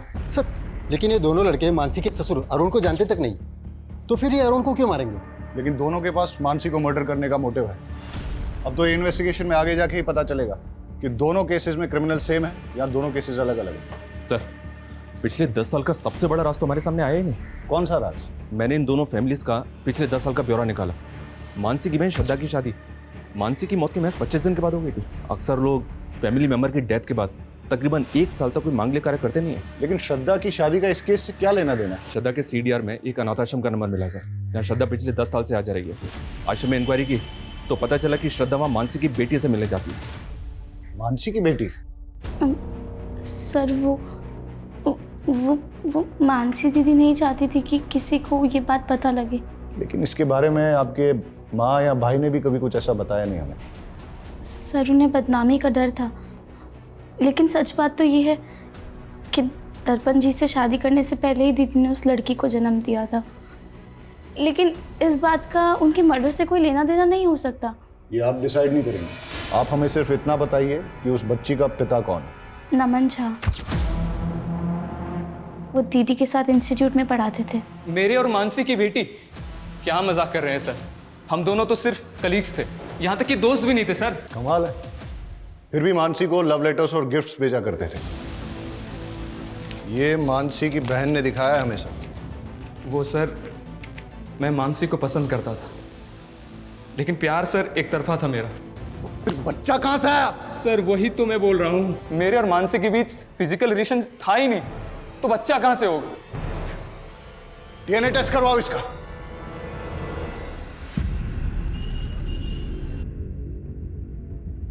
मैंने तुझे बोला था ना इस दर्पण से दूर रहना, फंस गई ना पुलिस के चक्कर में। पापा ये सब कुछ आपकी वजह से हुआ है। आपने क्यों मुझे और दर्पण को शादी नहीं करने दी? उसकी वजह से उसे मानसी से शादी करनी पड़ी और मुसीबत में मैं फंस गई। डोंट वरी बेटा, बेटा भले ही मैं पावर में नहीं हूं, लेकिन फिर भी इतना पावरफुल हूं कि तुझे छोटी मोटी मुसीबत से निकाल सकूं।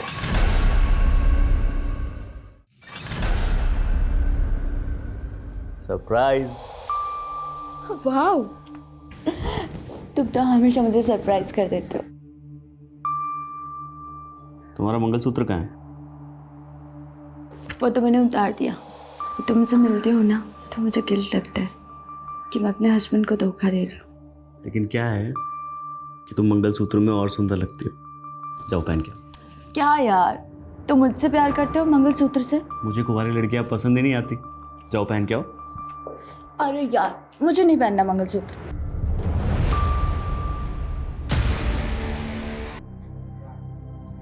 अच्छी लग रही हो। लड़कियों पे मंगलसूत्र का tag, this is my swag. Sir Naman का DNA तो उस बच्ची के DNA से मैच नहीं हुआ, लेकिन उस बच्ची का DNA मानसी के प्रेजर्व्ड DNA से 50% तक मैच हो गया। जेनेटिक मैच 50%, मतलब बच्ची मानसी की नहीं है, लेकिन मानसी की फैमिली में से ही किसी की है, इसीलिए DNA मैच 50% ही मिला है। श्रद्धा ने जो स्टेटमेंट दिया है वो भी गड़बड़ है सर। मर्डर से पहले मानसी रेगुलर इंस्टीट्यूट जा रही थी। अगर तब वो प्रेग्नेंट होती तो सबको पता होता, और श्रद्धा ने ये भी नहीं बताया कि उसकी डिलीवरी कहाँ हुई थी। सर मैं बहुत डर गई थी, मुझे कुछ समझ में नहीं आ रहा था कि मैं आपको क्या जवाब दूं। तो बच्ची आपकी है, लेकिन अनाथ आश्रम के रिकॉर्ड में उस बच्ची की माँ का नाम मानसी क्यों है? सर श्रद्धा के साथ धोखा हुआ था, 18 की भी नहीं हुई थी सर, और उस सिद्धार्थ ने इसकी जिंदगी तबाह कर दी। तुझ पे रेप चार्ज लगेगा। नहीं दीदी, ये क्या कह रहे हो? सिद्धार्थ मुझसे बहुत प्यार करता है। अरे तुझे ये नहीं दीदी, मैं उससे बहुत प्यार करता हूँ, मैं शादी भी उसी से ही करूँगा। बाद में वो मुकर गया और हम इज्जत के डर से आपके पास नहीं आ पाए, और डॉक्टर ने भी इसका अबॉर्शन करने से मना कर दिया। इसलिए दीदी भी टेंशन में थी, तो हमने श्रद्धा को मामा के घर भेज दिया। हम सोच ही रहे थे कि उस बच्ची का क्या करें, तभी मानसी का मर्डर हो गया। मैंने अपनी छोटी बेटी के दाग को छुपाने के लिए अपनी मरी बेटी के नाम का इस्तेमाल किया। कहीं ऐसा तो नहीं कि आपने मानसी को इसलिए मरवाया ताकि उसके साथ साथ आप अपने किसी काले कारनामे का राज भी दफन कर सकें? हम मानसी को मारने के सपने में भी नहीं सोच सकते सर। उसे दर्पण के घर वालों ने मारा है, ये बात मैं आपको लिख कर दे सकती हूँ।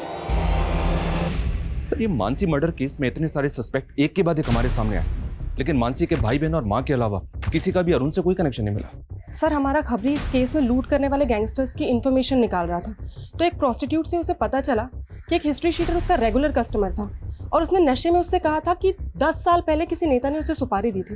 कौन सा नेता? सर ये तो पता नहीं चला, लेकिन सर कोमल का बाप भी नेता था। भले ही मैं पावर में नहीं हूँ, लेकिन फिर भी इतना पावरफुल हूँ कि तुझे छोटी मोटी मुसीबत से निकाल सकूं। और 3 साल पहले उसकी डेथ हो गई। और वो हिस्ट्री शीटर कौन है?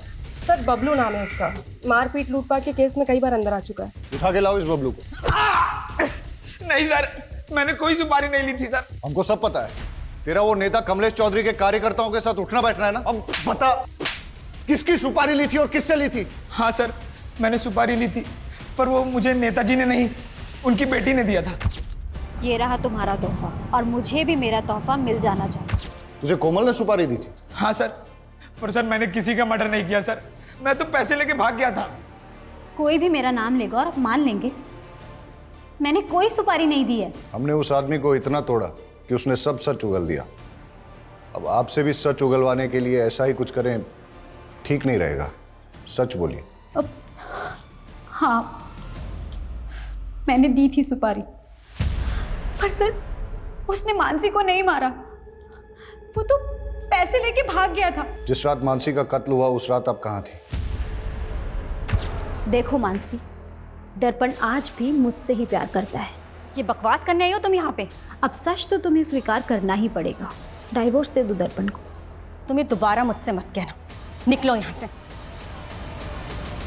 लेकिन मैंने मानसी को नहीं मारा सर, मेरी गलती सिर्फ इतनी है कि मैंने दर्पण से प्यार किया। अगर आपने मानसी को नहीं मारा तो फिर किसने मारा है? सर, हमने अरुण की बीवी पे नजर रखी थी। वो अक्सर एक कैफे में जाती है और अरुण की हत्या वाली रात भी वो उसी कैफे में थी। वहां की एक फुटेज मिली, ये देखिए। लेकिन सुधा ने तो कहा था उस रात वो सब्जी खरीदने गई थी।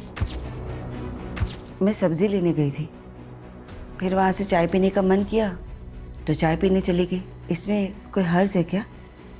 हम बस कंफर्म कर रहे थे सुधा जी। सर, सुधा के सीडीआर के मुताबिक वो ज्यादा किसी को कॉल नहीं करती थी, लेकिन उसके सीडीआर में एक नंबर ऐसा है जिससे वो लगातार टच में थी। किसका नंबर है ये? सुधाकर यादव, आगरा का नंबर है ये। सुधाकर यादव, ये नाम कहीं सुना है मैंने।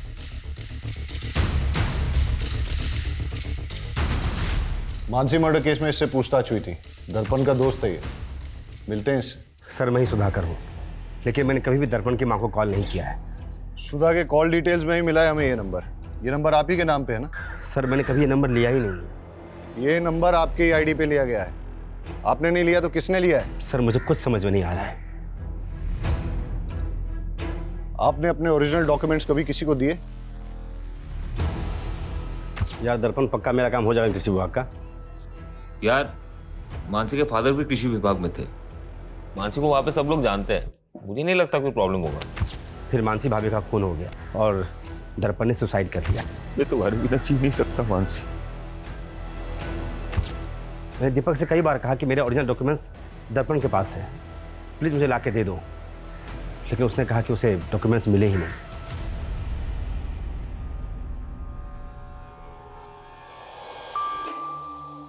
इतना ही पसंद है तो अपने नाम का मंगलसूत्र क्यों नहीं बना देते? तू पागल हो गई है क्या? शादी कुंवारी लड़कियों से की जाती है। कल तक तो तुम्हें शादीशुदा लड़कियां पसंद थी, अब कोई और पसंद आ गई क्या? क्या हो गया तुझे? जैसे चल रहा है वैसे चलने देना। नहीं चलेगा। अब मैं तुम्हारी बातों में नहीं आने वाली। मुझे मना करेगी? सुधाकर के बयान से लग रहा है कि उसके नाम पे लिया गया नंबर और कोई इस्तेमाल कर रहा है। नंबर ट्रेस पे डालो और पता करो कौन इस्तेमाल कर रहा है ये नंबर। सर अंजलि होटल में दर्पण के भाई दीपक ने एक लड़की को मॉलेस्ट करके उसकी जान लेने की कोशिश की। सर वो दोस्त थी मेरी, मैं हाथ नहीं उठाना चाहता था उस पर गुस्से में कंट्रोल नहीं होता मुझसे। और सेक्सुअल डिजायर भी कंट्रोल नहीं होता तेरा। दर्जनों अफेयर थे तेरे। कहीं मानसी पे भी तेरी बुरी नजर तो नहीं थी? नहीं सर। सुधाकर के डॉक्यूमेंट्स का मिसयूज करके फोन नंबर किसके लिए लिया? मैं इस बारे में कुछ नहीं जानता। जानता नहीं है या अपनी माँ के फोन से उस नंबर पे रेगुलर कॉल किया करता था? नहीं सर, मैंने ऐसा कुछ नहीं किया है।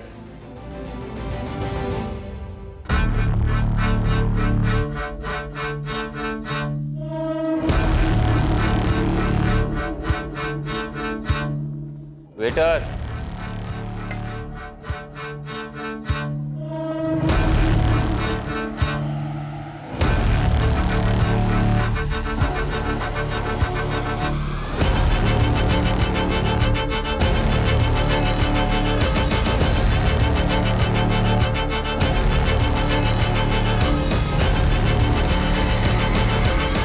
यू श्योर ये आदमी वही है? कंफर्म नहीं है सर, पर वो आगरा जाने वाली बस में चढ़ा है। मैं उसी बस को फॉलो कर रहा हूँ। मैं उस बस के रूट वाले स्टैंड पे हूँ। मैं बस पे चढ़ता हूँ, तुम बस को फॉलो करो। Okay sir.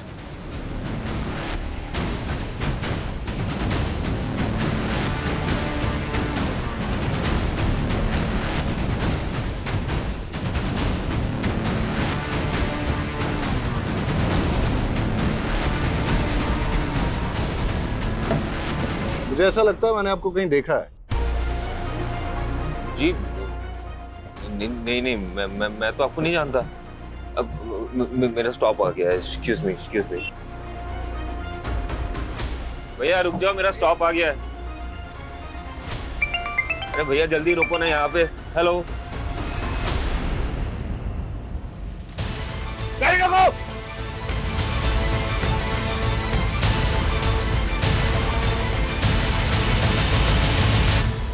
बहुत शातिर चाल चली तूने दर्पण। मानसी के मर्डर केस में तुझे फांसी ना हो जाए, इसलिए अपना नाम और पहचान बदल ली। तेरी गर्लफ्रेंड कोमल ने हमें सब कुछ बता दिया है। सारे फसाद की जड़ तो वही है ना सर। मैं कोमल से बहुत प्यार करता था, उससे शादी करना चाहता था। मेरी माँ जब हमारे रिश्ता लेके उसके घर पे गई तो उसके बाप ने मेरी माँ की बहुत बेइज्जती की और ये मुझसे बर्दाश्त नहीं हुआ। तो मैंने कोमल को छोड़ के मानसी से शादी कर ली। लेकिन आए दिन कोमल मुझे ये एहसास दिलाती रही कि वो मुझसे कितना प्यार करती है। तुम मुझे बुला सकते हो, पर मैंने मेरे पापा के गुस्से की सजा मुझे मत दो। बचपन से काफी लड़कियों ने मेरी प्रपोजल ठुकराया सर। मुझे ये सब कुछ बिल्कुल पसंद नहीं। I love you, Neha. कोमल एक लौती थी जो मुझसे बहुत प्यार करती थी। वो मेरे लिए कुछ भी कर सकती थी और ये बात मेरे लिए बहुत बड़ी थी। मानसी को धोखा देके मैं कोमल से मिलने लगा। मेरी माँ को मुझ पे शक हो गया तो उन्होंने मुझ पे नज़र रखने के लिए मेरे पीछे एक प्राइवेट डिटेक्टिव लगा दिया। उस प्राइवेट डिटेक्टिव ने हमारे कुछ फोटोज़ खींचे, मेरे और कोमल के। कुछ दिन बाद वो फोटोज़ मानसी ने देख ली। कहते थे कोमल सिर्फ तुम्हारा पास्ट थी और अब हम दोनों के बीच कोई नहीं आएगा, तो फिर ये क्या है?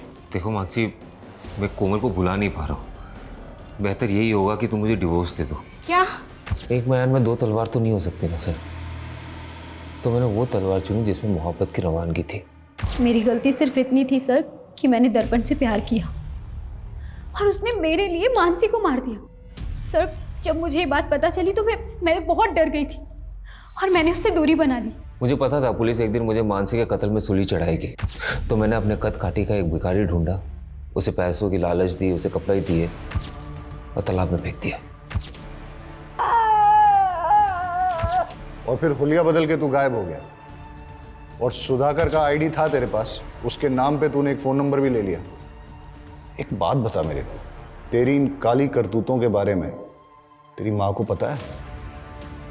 और अपने पिता को क्यों मारा तूने? माँ उन्हें दिलासा देना चाहती थी कि मैं जिंदा हूँ। दर्पण तू जिंदा है? हाँ, हमारा बेटा जिंदा है। झूठ बोला तुमने मुझसे, इतने दिनों छुपा के रखा। अभी पुलिस को फोन लगाता हूँ मैं। नहीं, अरे क्या करे, कट कीजिए। अरे हमारा बेटा है वो। उन्होंने मेरे सामने मेरी माँ को थप्पड़ मारा था और मुझे धमकी दिया कि अंदर करवा देगा। उस दिन तो मैं वहां से चला गया। माँ हूं मैं, मेरे लिए मेरे बच्चे से बढ़कर कुछ भी नहीं। एक कातिल की माँ हो आप और अपने बेटे के गुनाह में बराबर की भागीदार हो। प्यार और ममता में लोग इतने अंधे हो जाते हैं कि वो ये देख ही नहीं पाते कि दर्पण जैसे लोग कितने खतरनाक हैं। इस तरह के लोग न तो रिश्तों की परवाह करते हैं, न ही जज्बातों की। और अक्सर ऐसे लोगों को पहचानने में हम लोग गलती कर देते हैं। आज भी हमारे देश में कई औरतें ऐसी हैं जो अपने पति के अत्याचार और घरेलू हिंसा की शिकार हैं, लेकिन जीवन भर सहती रहती हैं। अगर अन्याय के खिलाफ आवाज न उठाई जाए तो उनका हश्र यह भी हो सकता है कि वो अपनी जान गंवा दे, जैसा कि मानसी के साथ हुआ।